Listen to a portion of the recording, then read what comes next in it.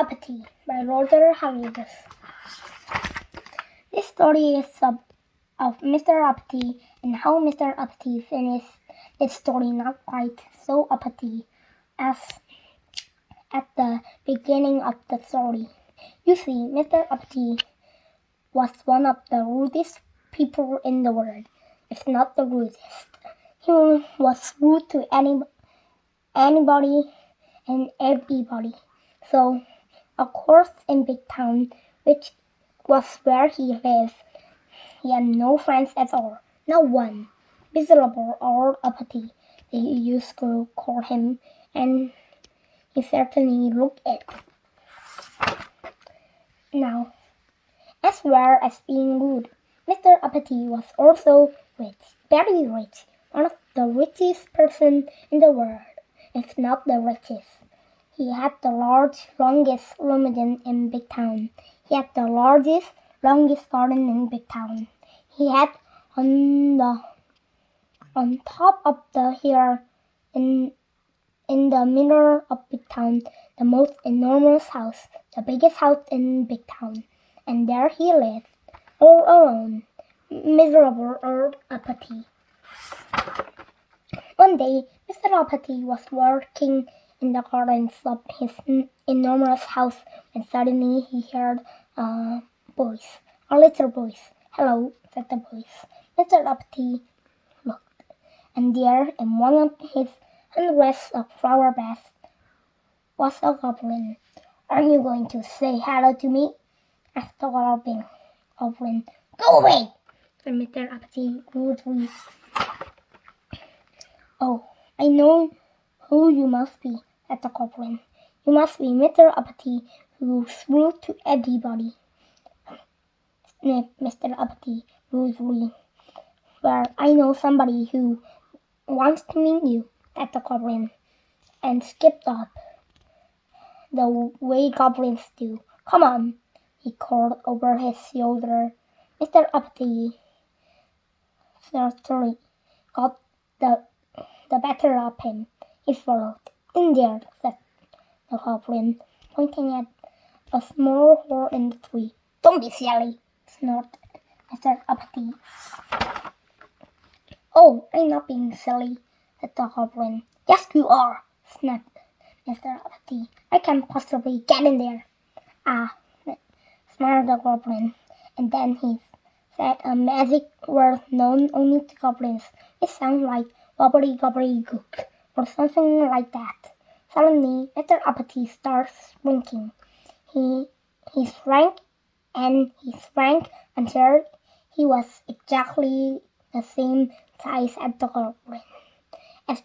goblin. "Turn me back to my proper size at once," shuddered Mr. Uppity in voice. "Shunned," grinned the goblin. And so saying, the goblin climbed through the hole into the tree. Poor Mr. Uppity didn't know what to do, so he followed him. Inside the tree was a staircase going down and down. Do you know where it led you? It led likely to the kingdom of goblins. That's where I demand to be taken immediately. Whoever in charge, said Mr. Uppity angrily. "Oh, you sure, grinned the goblin, and he led Mr. Uppity through the streets of the kingdom of the goblins until they came to a palace. "Halt!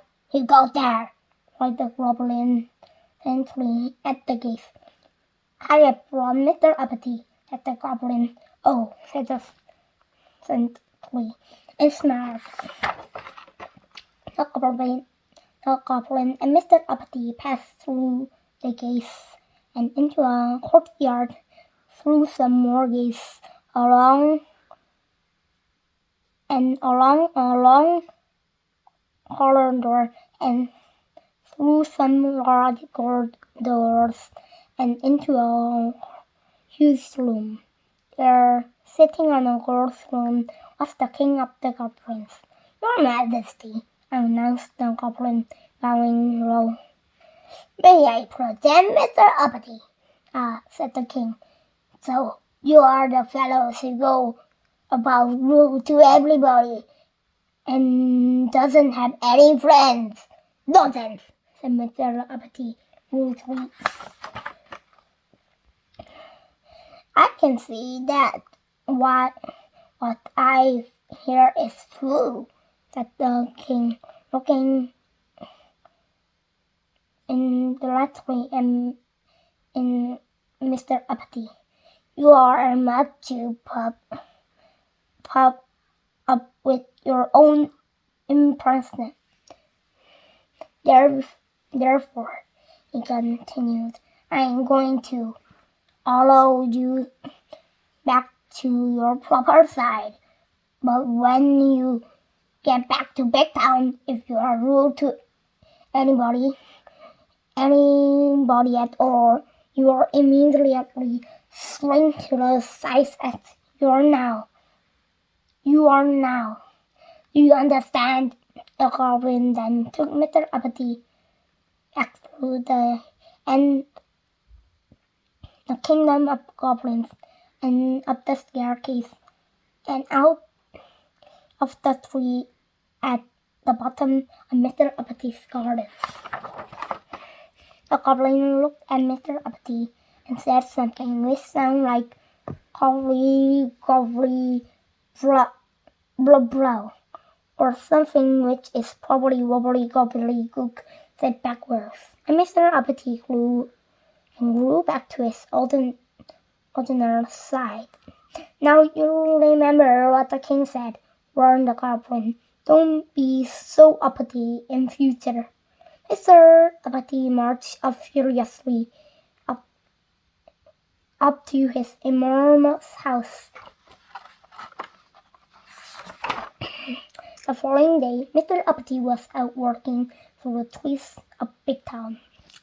Suddenly, he came across a little boy playing with a ball. Get out of my way, snapped Mr. Uppity rudely. As soon as he said it, you know what happened, don't you? Yes, Mr. Uppity shrank until he was no bigger than the ball the boy was playing with. Oh dear, he gasped, and then he thought. I'm sorry, he said to the boy. What I meant to say was, please could I get past? Immediately, Mr. Uppity grew to his ordinary side, and the boy moved, and Mr. Uppity went on his way. Then he met an old lady carrying a large shopping basket. She was late for market. Excuse me, yes, Mr. Uppity, can you tell me the time, please? No, said Mr. Uppity rudely. But as soon as he said it, you know what happened, don't you? Yes, Mr. Uppity shrank until he was easily fit into the old lady's basket. Oh dear, he gasped, and then he thought. I'm sorry, he said to the old lady. What I meant to say was, it's 25 past 11. Immediately, Mr. Uppity grew to his ordinary size, and the old lady thanked him, and Mr. Uppity went on his way. And he went and bought a newspaper from a man standing on the corner of the main street in Big Town. He was just about to walk away, and suddenly he stopped and thought. He turned to the second man and said, Thank you. Thank you were two words Mr. Uppity had never used before. The man started. A smile was something Mr. Uppity wasn't used to getting. Then Mr. Uppity was stopped by a man who asked him if he could tell him the way to the bank. Mr. Uppity was about to say no when he thought, yes, he said, and told the man. Thank you, said the man.